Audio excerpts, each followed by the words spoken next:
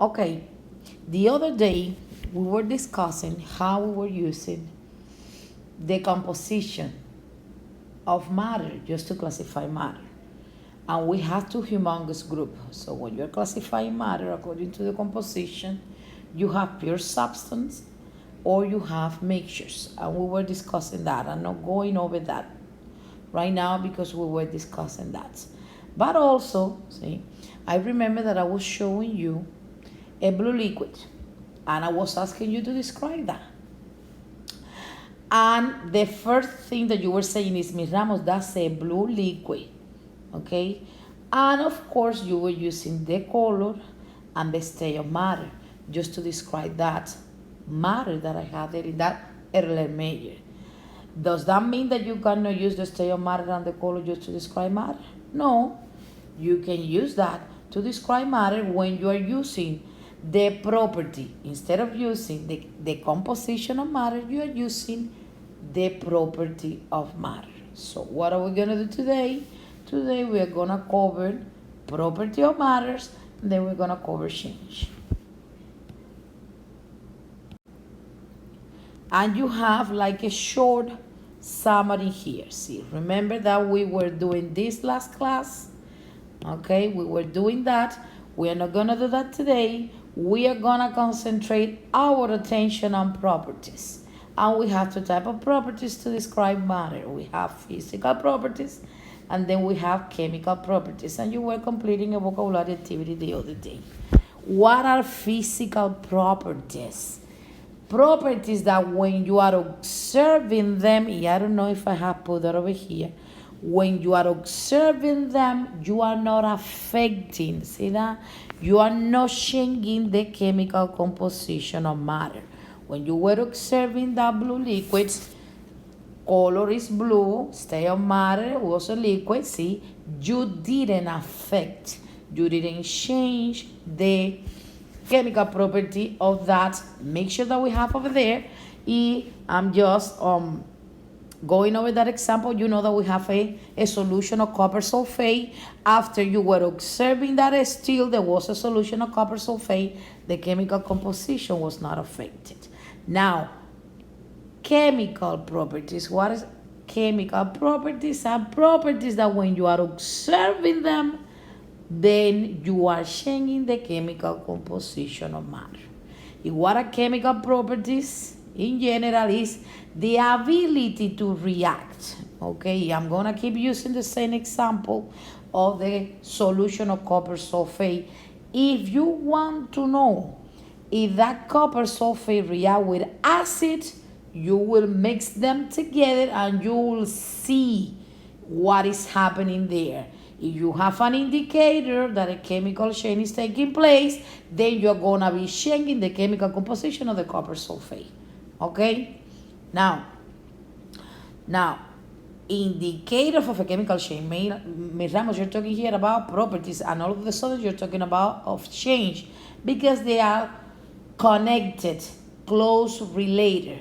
See? Physical property, you know that size, color, density, magnetism, solubility, boiling point, melting point, freezing point. See, all those properties that you can observe, and while you are not changing the chemical composition, those are physical properties. Okay, let's say that you have a piece of paper and you break that into small pieces. Still you have paper. See that? You're not changing the chemical composition, but you are changing the size. See? When you are observing that, you're not changing the chemical composition of the matter. Consequently, when you were cutting that into small pieces, you have a physical change. The same doesn't happen here. Okay? If you have the same piece of paper and you want to know if paper is flammable, you're gonna expose that to the oxygen in the presence of the spark. What's gonna happen? Paper is gonna burn. And you're gonna have, see, after that combustion chemical reaction, you're gonna have only a small piece of black matter and smoke. See? Because when you were observing that chemical property, that matter underwent through a chemical change and you were changing the chemical composition of the paper. That's the relationship between physical and chemical properties, physical and chemical change. Understand that? Okay. Let me continue. Physical properties. Okay. Physical properties, they can be extensive when they depend on the amount of the substance that you are observing. Intensive when they are independent of the amount of substance that you are observing. For example, it's not the same. See? If you have 20 grams of sodium chloride, it's not the same as when you have 100 grams. So you are affecting that. You're not going to have the same amount. A mass is an example of an extensive because it's going to depend. You can have 1 gram of salt or you can have 1 ton. See that? You don't have the same. Volume, you're going to use the same example. See, you can have 1 milliliter of water or you can have 1 gallon of water. It's also affected. See that the numbers are changing there because it's also affected by the amount of substance that you are describing in there. So volume is another extensive property. Length is not the same that you have 20 meters copper that if you have, I don't know, 120 meters of copper. That's another extensive property, extensive physical property that can be used to describe matter and is affected by the amount that you have in your sample. Now, Ms. Ramos, what are examples of independent or properties that are not dependent on the mass of the sample? You have that over here. Ms. Ramos, density. Yes, because remember, the mass is going to be increasing in the same ratio that the volume. So when you divide that, the density is going to stay the same. Density is a physical property that is intensive because it's not affected by the mass that is in the sample. You can have 1 gram of iron or you can have 1 kilogram of iron. Still, the density of the iron is gonna be the same. See that? Because the volume is gonna change following the same ratio. Magnetism. Iron is magnetic. It doesn't matter if you have 1 gram or if you have 1 kilogram. Okay? And sugar is soluble in water. You don't get confused in this part. Because you know that when we're talking about solubility, a solution comes to your mind. And the other day we were talking about solutions a lot. Sugar is soluble in water. It doesn't matter if you have 1 spoon or 3 spoons. Now, what's going to happen that when you increase the solid, you're going to be, increasing the concentration of the solute. Sometimes you're going to be able to see the solid depositing at the bottom. But that doesn't mean that the sugar is not soluble. That means that you are saturating your solution. Don't get confused. Solubility, one more time. Sugar is soluble in water. It doesn't matter if you have 1 spoon of sugar in that glass of water or you have 3 spoons of sugar in that glass of water. Still is going to dissolve in water. Questions until now? Okay. What is the difference, Ms. Ramos, between the properties and the change? We're going to continue with that. But before we start with the physical and chemical change, okay, we didn't finish with chemical properties, so we are going over chemical properties. See? The ability, the definition of chemical properties, the ability or inability of substance just to react with other substance. Now, what happened, I was explaining that on the first slide. on the first part of the video that when you are observing a chemical property, you're changing the chemical composition of matter. You are doing that if let's say that paper is flammable, it's going to react with the oxygen. Let's say, let me see, that metals are reacting with water, you're going to see indicators of that a chemical change is taking place. Now, if let's say, for example, sulfur, see, is not reacting with water, you're not going to be able to see. You're not changing the chemical composition, but still you're not going to be able to see that chemical property, meaning that sulfur is not reacting with the water. Okay?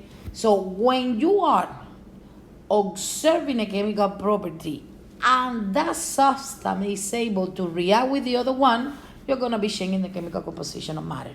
If the substance is unable to react, inability, okay, that's another chemical property, but in that case, you're not changing the chemical composition because they're not reacting. Yeah, I don't want you to get you confused. Not all the time, when you are observing a chemical property, you're going to have a chemical change. And that's the relationship between a chemical property and a chemical change. Okay, burning a paper, that's a chemical change. Flammability is the chemical property. Okay, what happens when you are observing a chemical property and the substance they are reacting, the old bonds are breaking and new bonds are formed because the atoms, they are recombining. Okay, now this is a question that I always ask my students. Do you have X-ray vision just to see how the atoms are recombining? Can you see the atoms breaking the bonds and forming new ones? The answer is no. That's why when you are in presence of a chemical change, you're going to be looking for indicators, but we're going to discuss that later. What is happening during a physical change? You are changing a physical property. Yeah, I was explaining that before. You have a piece of paper, okay, that size, which is a physical property. You break that into small pieces. What are you changing over here? So you're changing the size, you're changing a physical property, so you have a physical change. Okay? Now, when you are, or when matters undergoes a physical change, are you changing the chemical composition of the matter? No. Still, you have two pieces of paper. Same piece of paper. This is fire over here. Fire. Because you are testing flammability. What's going to happen? That at the end, you're going to have a piece of paper like this and a lot of smoke. See that? Okay, because you were changing the chemical composition. When cellulose is burned in the presence of oxygen, then you have carbon dioxide, which is the smoke that you see, plus some traces of carbon because it's an incomplete combustion, okay, plus water in the form of water vapor. That's the part of the smoke that is produced during this process of burning paper. Okay, that's a chemical change because the chemical composition of the paper was changed at the end of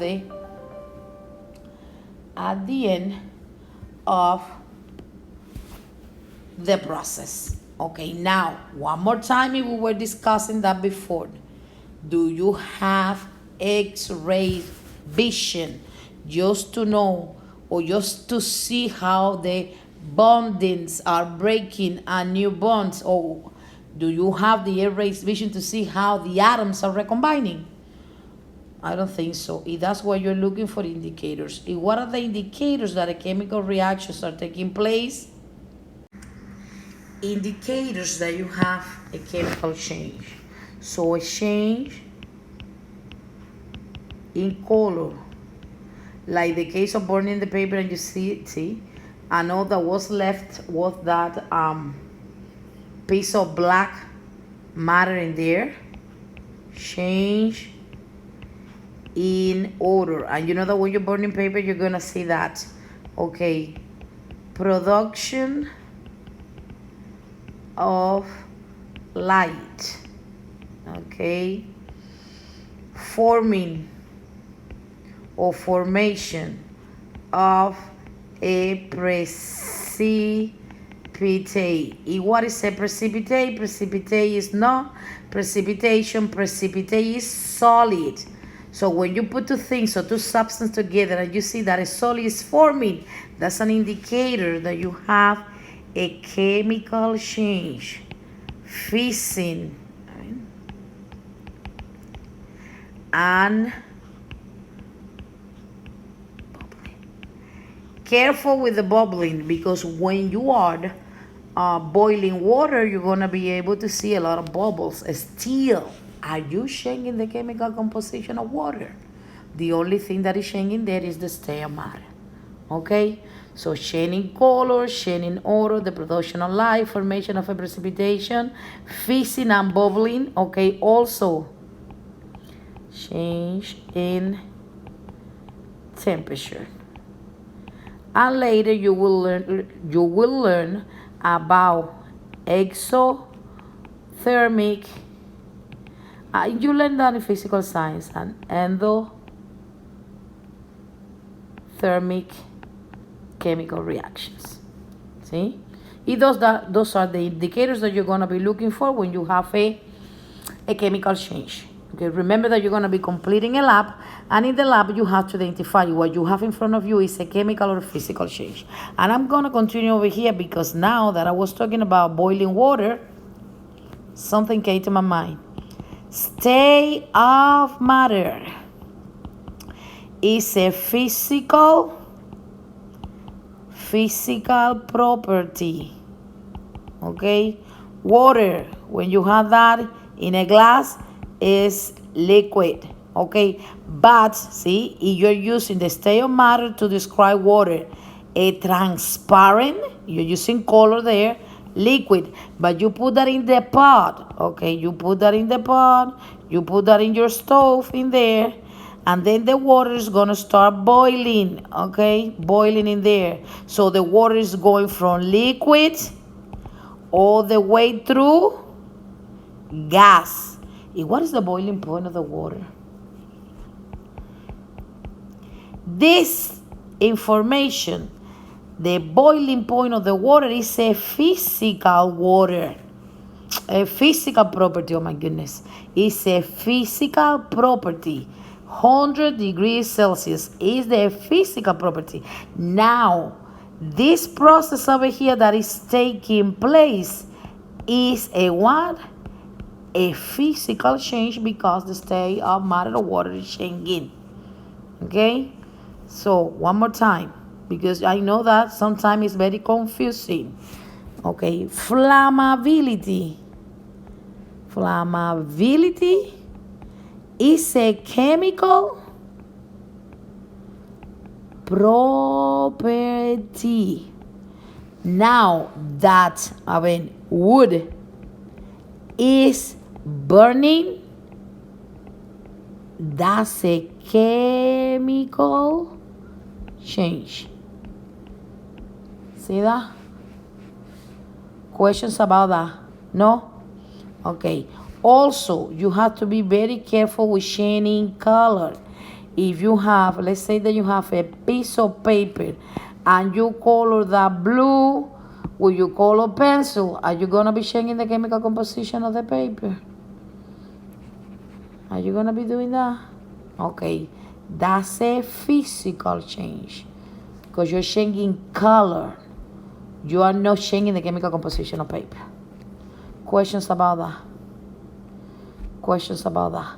Okay, so now with all this information that you have over here, you're going to be able to finish. You're going to be able to finish your lesson number 2 in Ingenuity. And then I'm going to start sharing the screen because I want to discuss the graph that you're going to be using for your lab report. Super important. I want a professional graph. I'm going to show you how to copy and paste the table that you have in Ingenuity, and then I'm going to show you how to create a professional graph. I don't want a graph made by hand. You are in high school, that's not acceptable anymore. Questions about that? No? Okay.